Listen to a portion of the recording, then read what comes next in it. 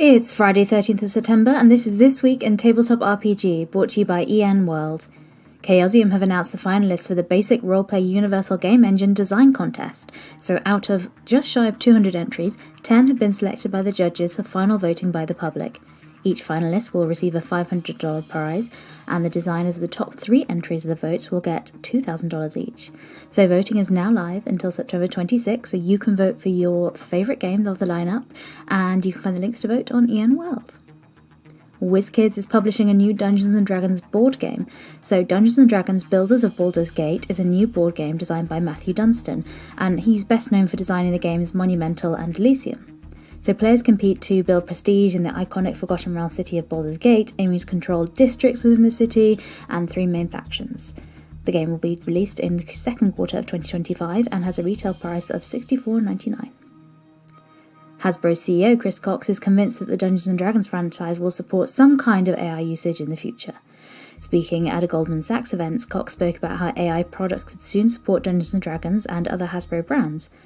A quote from them says, "Inside of development, we've already been using AI. It's mostly machine learning based AI or proprietary AI as opposed to ChatGPT approach. We will deploy it significantly and liberally internally as both a knowledge worker aid and as a developmental aid. I'm probably more excited though about the playful elements of AI. If you look at a typical D&D player, and I play with probably about 30 to 40 people regularly, there's not a single person who doesn't use AI somehow for either campaign development or character development or story ideas. That's a clear signal that we need to be embracing it." Pathfinder is bringing back the Bloodrager and the Inquisitor as archetypes in the upcoming War of Immortals book. War of Immortals will be released in October 2024 and deals with the fallout of the death of Gorum, the god of war. In other Pathfinder news, Paizo and Ossian Studios have revealed a new trailer for the upcoming Pathfinder The Dragon's Demand video game, with a Kickstarter set to launch soon. The new game is a CRPG-style game that uses tabletop miniature style and Pathfinder 2nd Edition rule set. The story is an adaptation of the 2013 adventure of The Dragon's Demand, which is a 1st to 7th level adventure set in Taldor that features heroes facing a dragon tyrant.